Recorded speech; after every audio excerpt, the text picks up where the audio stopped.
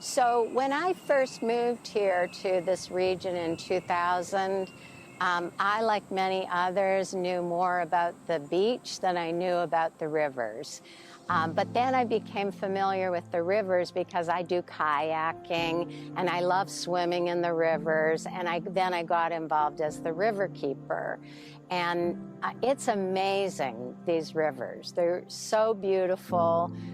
They really welcome people to enjoy them. They're accessible to everyone because we've got lots of open space along them. We have lots of boat landings, thank goodness to South Carolina Department of Natural Resources and the counties who maintain them.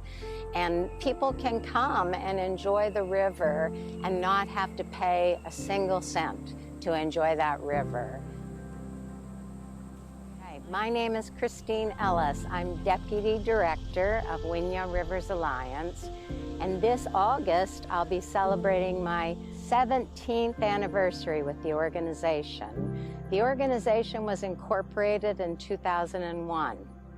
Our first river keeper was really our founder, Joy Pinson, and then she was succeeded by Hamp Shuping, who was the Waccamaw River Keeper from 2002 to 2006.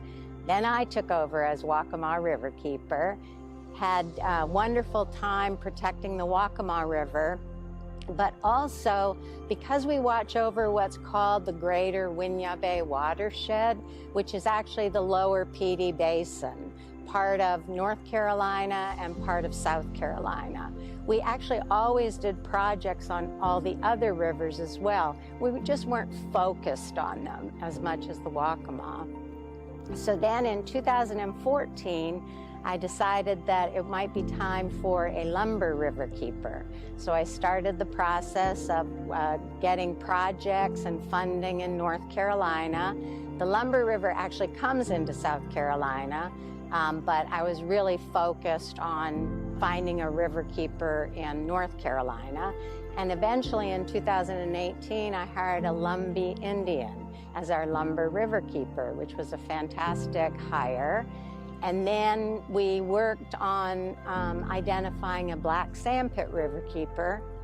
And part of the rationale for that was we wanted to do more water quality monitoring on the Black River and do more advocacy on the Black River than we were currently doing. But we also were party to Rocky Point Community Forest and the work that was going on there to secure that 462-acre parcel for protection, permanent protection, and also succeeding that, the Black River Water Trail and State Park Network that's ongoing today and that our Black Sandpit River Keeper is involved in. We hired her in 2022, and we're doing much more work on the Black and the Sandpit Rivers now. Well, Winyah Rivers Alliance exists because of the communities that rely on the rivers. Locally, people who live, work, and play on our rivers. And we're in a very river-rich area. It's interesting, though, that many people who come to this area only know about the ocean because our beaches are such a big draw. But I always say, look behind you at the backyard and all the beautiful rivers that we have. And we watch over what can be considered 7 rivers. There's many tributaries, but 7 rivers. And those rivers, for the most part, are blackwater rivers, meaning that they didn't originate at elevation. They're fed by the wetlands that gather the water and then seep into the rivers. And of course, because there's water steeping in the wetlands, they bring with it the tannins, which give us that black water coloration.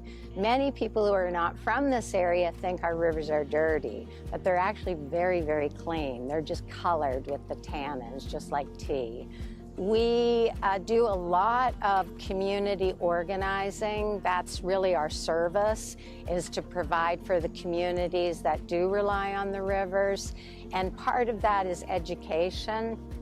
We have a lot of education initiatives that we do. Waccamaw Conference is one of them. Community gatherings to talk about issues and solicit feedback on changes within the watershed and what the communities would like to see. We do a lot of water quality monitoring. We have a very robust Waccamaw River volunteer monitoring project, which is by state in North Carolina and South Carolina, and we've been doing that since 2006. So we have a really robust data set there. River keepers are advocates, though. You know, that's our role, is to make sure that we understand the issues in each of the watersheds. We engage community both through education and engaging leadership within the communities and making sure those voices are heard within the communities. One of the issues that's really come up over the last 10, not quite 10 years is flooding and climate resilience. Really, I guess beginning 2015, I can't remember the name of that hurricane. There's been so many since then, but we've had issues within each of our river watersheds and communities with flooding. So we're really focused on climate resilience now and making sure we do both land protection so that we can protect the lands and the waters that rely on some type of detainment before the river comes back into the water comes back into the river. And that's a big project for us now on various rivers where we are in the Little PD and the PD. There's a lot of flooding, for example, Marion County. Also in the Waccamaw, we've got flooding all in Horry and Georgetown counties, and also in the Black River in Williamsburg and Georgetown counties. So those are focuses for us on making sure community voices are elevated and heard in the decision-making process. So I guess probably the most visible threat is litter. It still is unbelievable to me that we get such litter on our rivers, and I think there's a cultural impact associated with that. There's also a financial impact. When you live in a community that doesn't have regular pickup, or where you have to pay for that pickup, you know, there's I guess an incentive to ditch your trash. But I don't understand that because it's such a big problem and so well recognized that I don't really understand why people still continue to trash. We address that through our litter protection programs, and that's education, awareness, and engagement of the community. We have Adopt a Landing programs where community groups or individuals or families adopt a landing and keep it clean for us to prevent that litter from coming into the river. And the problem with litter is that not only is it an eyesore, it also brings with it bacteria that can then get into the river and affect the cleanliness of the river. So that's one thing. Development is another. There's such a thing as development done right. And that's what we want to push. We want to make sure that the planning for developments includes protection of wetlands and floodplains, and that when developments are built, there's attention to maintaining those and keeping conservation areas, which for the most part people like. Usually conservation developments are very sought after. People love to be surrounded by nature. But it's not the quickest and easiest way to build a development. So we really do push for that within our local cities and counties. That's another thing. We have pretty good water quality in all of our rivers. And so monitoring it helps us to ensure that we maintain that water quality and identify potential threats when they're still in their infancy, and then where we can actually turn it around and protect them. So that's another big one. The advocacy part, that's our role. You know, I like to say that river keepers are embedded in their communities. We live, work, and play in these communities just like everyone else. And we have our feet on the ground. We're actually there doing investigations and engagement. And that's, I think, an asset that river keepers bring to the whole conservation movement within our region. For me, I personally really enjoy kayaking on the rivers. I've done a lot of it over the time I've been here and continue to do it. But I also love swimming in our rivers. And we had a group that was very, very active in protecting our rivers called the Yakety Yackers Kayak Group. And we were Yakety Yackers, right? We weren't competition kayakers. We would enjoy the river, get in, get out. In the meantime, we'd eat on the sandbanks. We'd swim in the river. And one of the things that I learned from this group, who tended to be local people, by the way, it's a huge group now, but it started out with a smaller group of locals. And we did diaper bobbing, which is where you put your life jacket on like a diaper and you just float around in the river. And we'd eat and we'd enjoy life, and it was a wonderful, wonderful time of enjoying our local rivers. So that's what they mean to me. So I'm here today helping our team, our clean water team, to do our weekly swim guide sampling. We're on all 7 rivers of our watershed.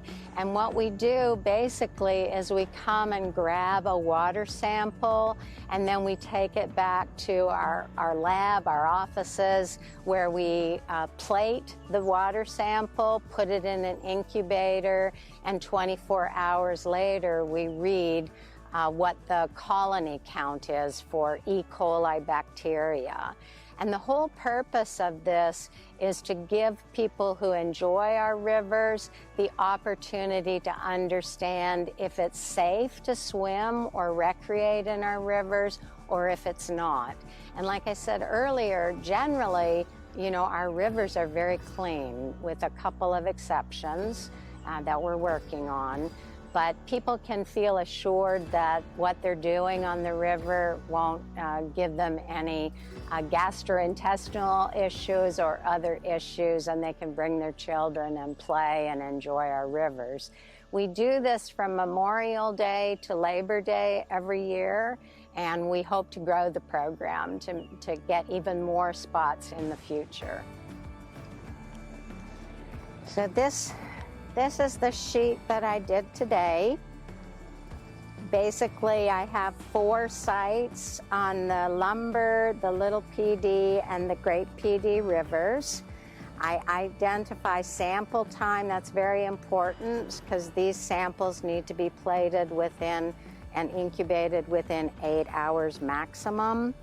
I identify things like air temperature, what the weather is like, how the water is flowing, and whether there's any odor or things on the surface of the water.